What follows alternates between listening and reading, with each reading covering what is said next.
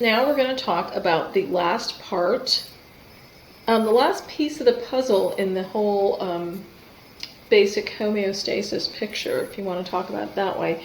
And we talked about fluid imbalance and edema versus dehydration. We talked about electrolyte imbalances and sort of foreshadowed how some of the potassium imbalance and the calcium imbalance are going to be affected by acid-base imbalances. And now we're going to talk about acid-base imbalances. So the hydrogen ion and the pH scale, it's probably familiar to you from A&P. And for those of you who have degrees in clinical physiology, you probably know more about this stuff than anybody. So acid-base balance is essential to homeostasis because cell enzymes can function only within a narrow pH range. So the normal serum pH range is 7.35 to 7.45. And if you go too far on either side, it results in death. So hugely tiny range, hugely tiny. It's an oxymoron. But anyway, super tiny range, our body has to keep us in check within that range. So when serum pH is less than 7.4, more hydrogen ions are present and acidosis results. A serum pH of greater than 7.4 is more basic, indicating alkalosis or the presence of fewer hydrogen ions. The body normally has a tendency toward acidosis or lower pH because cell metabolism is constantly producing carbon dioxide or carbonic acid. So both aerobic and anaerobic cell respiration cause acidic byproducts, and so we have more of a tendency to be towards the acidosis range than the alkalosis range. So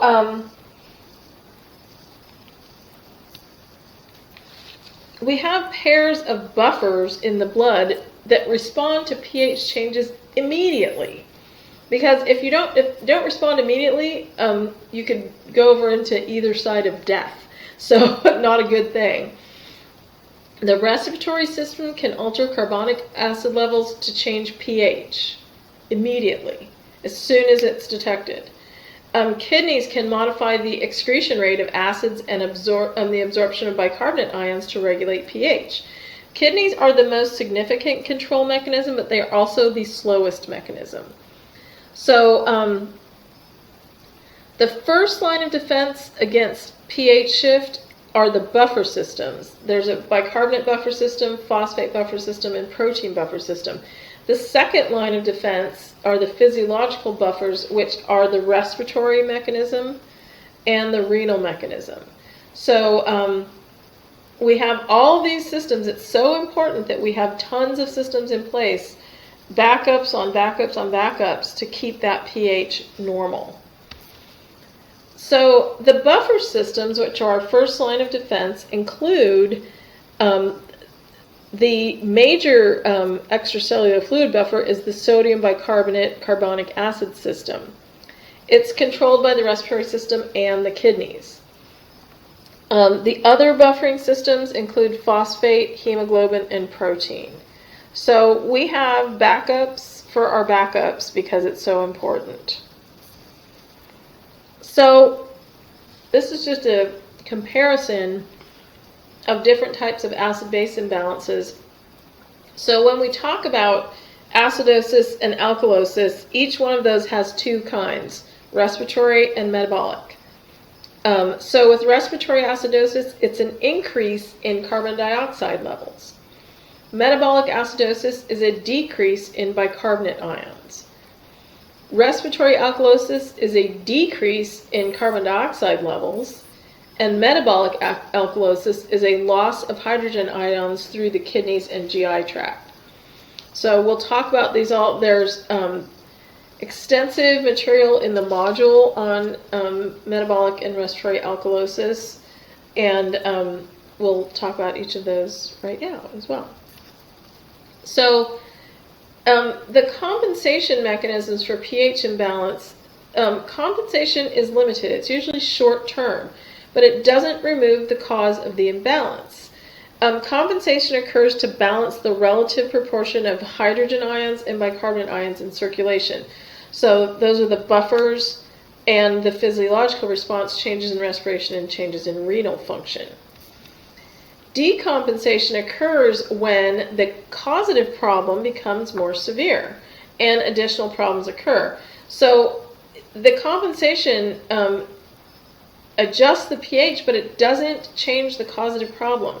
So when the compensation mechanisms are exceeded or fail, the person requires medical intervention to maintain homeostasis. It's a life-threatening emergency. So we have all these systems in place that can make small changes to keep us in homeostasis, but they don't affect the causative agent. So if the causative agent continues to get worse, it can be a life-threatening emergency. So acidosis is excess hydrogen ions and a decrease in serum pH. Alkalosis is a deficit of hydrogen ions and an increase in serum pH. Okay, so lower pH is acidic and higher pH is alkaline. So there are a lot of these little graphics that compare acidosis and alkalosis. And mainly, the main thing that I want you to know is that either one could kill you. That's pretty important. And that the compensation systems don't fix the main problem, don't fix the cause of it. So with respiratory acidosis, it's often caused by, it can be caused by acute or chronic problems. So the kind of acute problems that cause respiratory acidosis are pneumonia, airway obstructions, and chest injuries, or drugs that depress the respiratory control center. So a lot of narcotic drugs depress the respiratory control center. So narcotic overdoses cause respiratory acidosis. That's what actually kills you with those. Chronic respiratory acidosis is common with chronic obstructive pulmonary disease. So people just live in that acidosis range. It's not a good place to be, but there they are.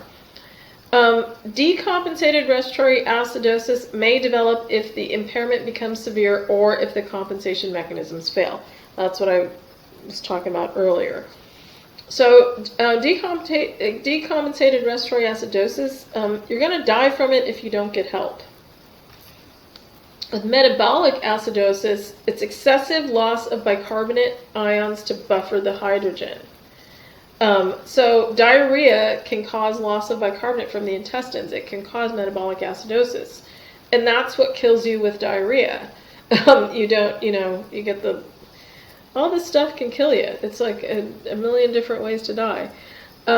Increased use of serum bicarbonate can cause metabolic acidosis. Renal disease or renal failure causes decreased excretion of acid, so you have excess acid in the blood, excess hydrogen ions, and it causes decreased production of bicarbonate ions. Decompensated metabolic acidosis is where some additional factor interferes with compensation. So you have one of these things and then you can't breathe, or you're having difficulty breathing. So metabolic acidosis is it's a serious thing. The effects of acidosis, whether it is metabolic or respiratory, include impaired nervous system function, headache, lethargy, weakness, confusion, coma, and death. Not good effects. Compensation involves deep, rapid breathing or secretion of urine with a low pH. Okay, so we're using the respiratory system and the kidneys to compensate. With metabolic alkalosis, you have an increase in serum bicarbonate ion, which can be caused by a loss of hydrochloric acid from the stomach, so vomiting. Hypokalemia can cause loss of serum bicarbonate ion, or excessive ingestion of antacids.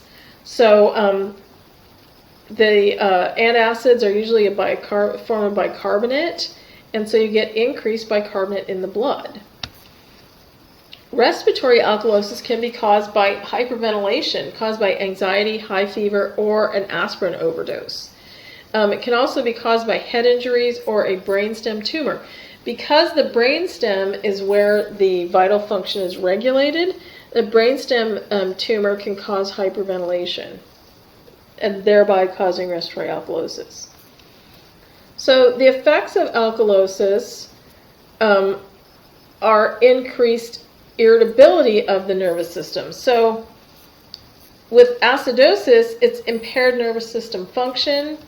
With alkalosis, it's increased irritability of the nervous system. So restlessness, muscle twitching, numbness and tingling of the fingers, those are those paresthesias, muscle tetany, where the muscle contracts and can't relax, seizures, and coma.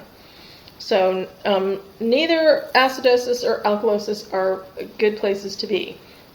They're both on the bottom sides of that pH diagram in death.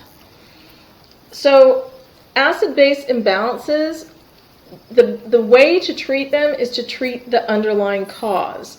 Our compensation systems can make up for it in the short term, but unless the underlying cause is treated, you will become decompensated and all those bad effects can occur.